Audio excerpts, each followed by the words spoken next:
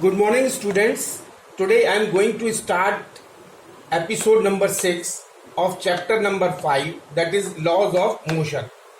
And today I am going to discuss about the equilibrium of a particle. यानी कि कोई भी particle है उसमें बहुत सारे so many forces are applied on that particle, यानी किसी पार्टिकल पे बहुत सारे फोर्स जो है वो लग रहे हैं, तो वो इक्विलिब्रियम में कब होगा. So a particle is said to be in a state of equilibrium only when the resultant external force on the particle is zero. The resultant of external forces on the particle is zero. जबकि जितने भी forces लग रहे हैं उनका resultant अगर zero होगा तो वो पार्टिकल जो है वो इक्विलिब्रियम में स्टेट में कहा जाएगा. और according to Newton's first law of motion, और Newton's first law of motion क्या कहता है कि if the resultant on the और द नेट और the resultant external force on the body is zero, the body will remain either in rest और in motion. This is the first law of motion.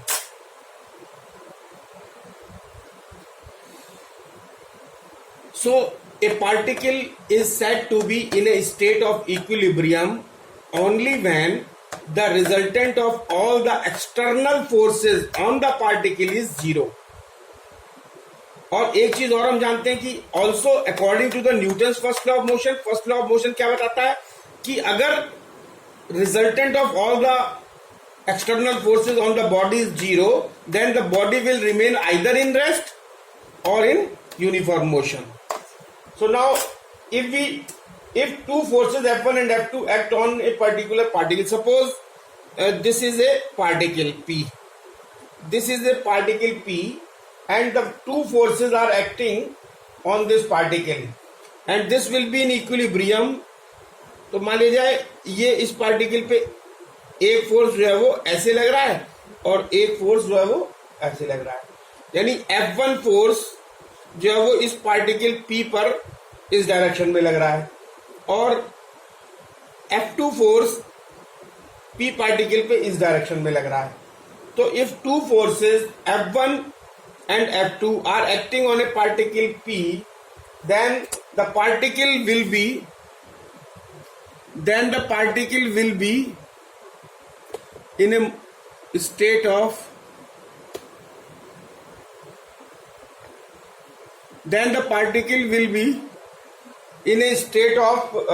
equilibrium only when, कब होगा, जबकि F1 जो है वो that will be equal to minus के F2, and this is equation first, यानी that is the two forces on the particle must be equal and opposite.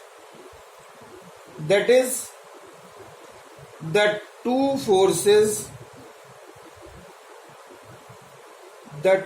forces acting on a particle must be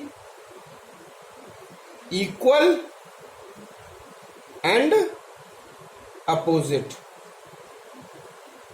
अगर किसी particle पे दो force लग रहे हैं, वो अगर मैग्नीट्यूड में बराबर है और डायरेक्शन उनकी अपोजिट है, तो पार्टिकल जो P है वो then the particle will be in a state of equilibrium. And now if three concurrent forces F1, F2, F3 are acting on a particle, अगर दो की जगह तीन फोर्सेस लग रहे हैं,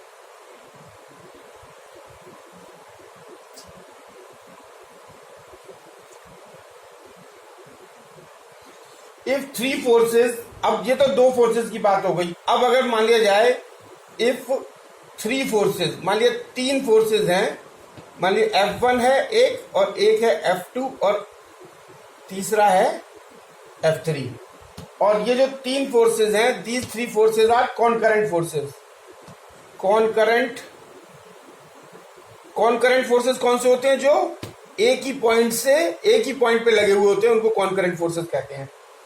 तो three forces F1, F2, F3 are acting on a particle, ये किसी पार्टिकल पे लग रहे हैं, then the particle will be in equilibrium. तो ये कब होगा? Only when the vector sum of और three forces F1, F2 and F3 concurrent forces are acting on a particle. तो ये अगर किसी पार्टिकल पे लग रहे हैं, so the particle will be in equilibrium, the particle will be in equilibrium. तो ये इक्विलिब्रियम कब होगा? The particle will be in equilibrium only when the vector sum of the three forces is zero. Only when the vector sum of the three forces is zero. तो इसको हम क्या कह सकते हैं? दैट इज, यानी ये क्या होगा, मतलब F1 plus F2 plus F3 ये जो है वो जीरो होगा, एंड दिस इज इक्वेशन 2। तब ये जो है वो, या फिर हम इसको लिख सकते हैं कि F1 plus F2 is equal to minus के F3। तो इसको हम कैसे शो कर सकते हैं? सपोज एक पार्टिकल ये है, तो इस पे एक फोर्स तो ये लग रहा है F2, और एक फोर्स लग रहा है ये। Suppose this is F1, this is F2, and इन दोनों का रिजल्टेंट कैसे निकलेगा? पैरेललोग्राम से। Resultant of any two forces F1 F2 obtained by parallelogram law of forces. तो parallelogram of law of forces, इसके पैरेलल F1 के पैरेलल जो है वो एक हम ऐसे खींचेंगे, और F2 के पैरेलल ये यहां से खींचेंगे। तो एक ये हो गया, एक ये हो गया, और इसको जो है वो और तीसरा फोर्स जो है वो हमारा ये है, ये थर्ड फोर्स जो है वो इस डायरेक्शन में F3। तो इन और इसका F1 और F2 का जो रिजल्टेंट है वो F3 के मैग्नीट्यूड के बराबर होगा और डायरेक्शन में अलग होगा। तब ये जो पार्टिकल है ये इक्विलिब्रियम में कहलाएगा, यानी F1 plus F2 is equal to minus के F3। यानी from above equation we can say that the resultant of any two forces F1 and F2, the resultant of any two forces F1 and F2 obtained by parallelogram law of forces, इस पे कौन सा law लगाया हमने? Parallelogram law of forces. तो parallelogram law of forces, ये अगर इससे जो है वो इन दोनों का रिजल्टेंट जो है must be equal and opposite to the third force F3। यानी F1 और F2 का resultant must be equal and opposite to the third force F3। So this is the F1 plus F2 equal to minus के F3। The result can be generalize. अब इसको अगर हम generalise करें result को,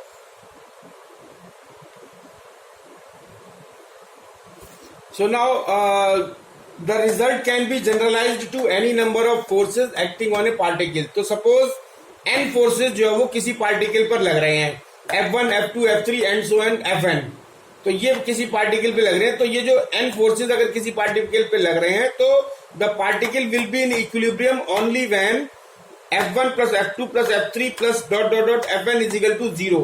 This is equation number 3।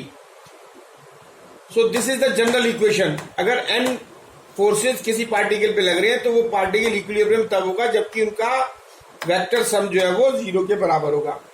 और equation 2 जो हमने ली थी जिसमें तीन फोर्सेस कॉन्करेंट फोर्सेस लग रहे थे, F1 plus F2 plus F3 is equal to 0, इसको हम कैसे लिख सकते हैं? F1x plus F2x plus F3x is equal to 0, F1y plus F2y plus F3y is equal to 0, F1z plus F2z plus F3z is equal to 0। और यहां पर ये F1x, F2x, F3x क्या है? Are the components of force F1 along the F1x, F1y and F1x, F1y, sorry यहां पे ये F1x, F1y और F1z, ये जो F1x, F1y, F1z are the components of force F1 along x, y and z axis respectively। So next topic is common forces in mechanics. Common forces in mechanics. So at the start of the chapter I have already explained you the common forces in mechanics, and we will discuss here the topic friction in detail. तो common forces हमने बताए थे कि contact type of forces होते हैं, non contact type of forces होते हैं. Contact type force में दोनों बॉडी कॉन्टैक्ट में रहनी चाहिए, और नॉन कॉन्टैक्ट में दो बॉडी अगर नॉन कॉन्टैक्ट में नहीं है फिर भी फोर्स लग रहा है तो वो नॉन कॉन्टैक्ट होता है. उसमें अलग अलग हमने फोर्स बताए थे. कॉन्टैक्ट टाइप में फोर्सेज बताए थे हमने कि मस्कुलर फोर्स है, टेंशन स्प्रिंग फोर्स है, स्ट्रिंग फोर्स है, और जो है वो फ्रिक्शनल फोर्स है. So and the non contact type में हमने बताया था gravitational force, electromagnetic force, electrostatic force, magnetic force. These are the non-contact type of forces. So now here we will discuss about the friction in detail. So now what is friction or frictional force? So what is friction? Friction या जिसको हम कहते हैं frictional force. Friction या frictional force same चीज है. Frictional force, this is a very interesting topic. Friction and frictional force. So this friction or frictional force, this friction या frictional force is a contact type of forces. Frictional force is a contact type of force. Contact type of force. ये एक contact type of force है. अब what is friction we will understand with some practical examples which we observe in our daily life. So now example number 1. So what is example number 1? So the frictional force is a contact type of force. और इसकी अगर example से अगर हम समझें जो हम लोग daily life में देखते हैं, we have seen so many examples in our day-to-day life, and the example number 1 is we might have seen football rolling on the ground. यानी फुटबॉल को किक करें तो वो क्या करती है, ग्राउंड पे रोल करती है, ये हमने देखा होगा. एंड वी ऑल्सो ऑब्जर्व, और हमने इसमें ऑब्जर्व किया है that the football comes to rest after some time, कि कुछ समय बाद फुटबॉल जो है वो रेस्ट में आ जाती है. और दूसरा एग्जाम्पल हमने ये देखा है कि we are moving on a bicycle, and when we stop pedalling, जब हम पैडल मारना बंद कर देते हैं साइकिल चलाते हुए तो क्या होता है, the bicycle will come to rest after some time. तो बाइसिकल जो है वो कुछ समय बाद रेस्ट में आ जाती है. अब इन दोनों का रीजन क्या है? The reason behind these two phenomena is the resistive force.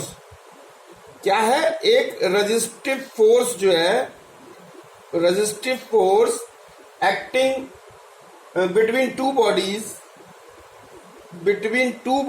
in contact. Two bodies in contact such that this resistive force, और ये ऐसा लगता है कि such that ये जो resistive force है, this resistive force क्या करता है? अपोज करता है, opposes the motion,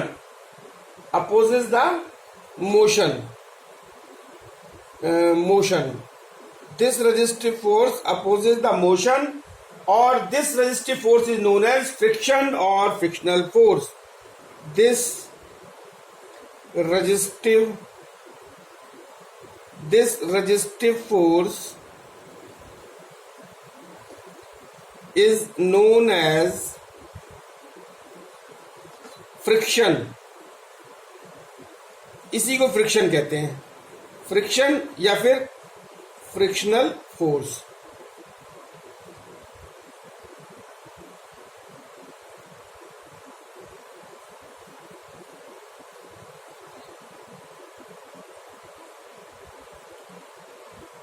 Now if we take the example number 3, suppose this is a horizontal table, and a body of mass is at rest position on this horizontal table. Then we will observe that what type of forces will act on this system. So mass of the body is m, and this force of gravity will be mg. This will be vertically downward, and the normal reaction force n will be vertically upward. So if the body is at rest, अगर ये body जो है वो rest में है, then what will be equal, n will be equal to the mg. या फिर इसको ये भी कह सकते हैं कि जो force of gravity है mg, that will be cancelled out by the normal reaction force n. So now second case, इसमें second case हम क्या लेते हैं? The case second is now suppose a force F is applied. Now suppose ये हो गया A part and B part क्या हो गया? Suppose if a force F is applied. So suppose अगर मान लिया जाए suppose a force, अगर कोई force F जो है वो is applied, अगर F जो है वो हम इसमें apply करते हैं horizontally, तो ये F force is applied horizontally. तो इसमें क्या होगा कि जब हम हॉरिजॉन्टली F फोर्स अप्लाई करते हैं तो क्या होता है कि ए स्मॉल अप्लाइड फोर्स, इसमें कितनी कंडीशन बनती हैं? पहली कंडीशन तो ये बनती है कि जो स्मॉल अप्लाइड फोर्स है may not be enough to move the body. मतलब जो भी हम फोर्स लगाएंगे तो ये स्टार्ट में तो कोई जरूरी नहीं कि ये जो है वो मूव कर जाए. तो a small applied force, a small applied force may not be enough, may not be enough to move the body, to move the body. ये कोई जरूरी नहीं है कि वो बॉडी को मूव कर दे. तो ये तो फर्स्ट पॉइंट हो गया. और सेकंड पॉइंट हो गया, अच्छा इसके बाद क्या हुआ कि सेकंड ये है कि but if the applied force is the only external force on the body, it must move with acceleration A. A small applied force may not be enough to move the but if the applied force F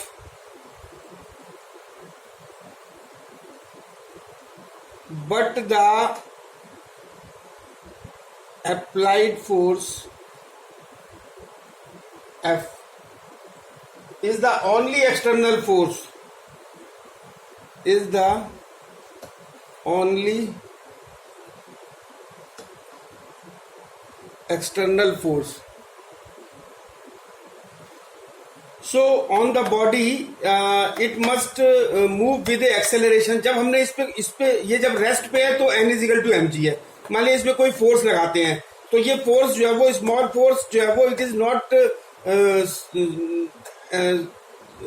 sufficient to move the body and लेकिन जब हम force लगा रहे हैं तो acceleration इसमें produce होगा. तो acceleration a is equal to होगा F upon m, because Newton second law says that F is equal to m A.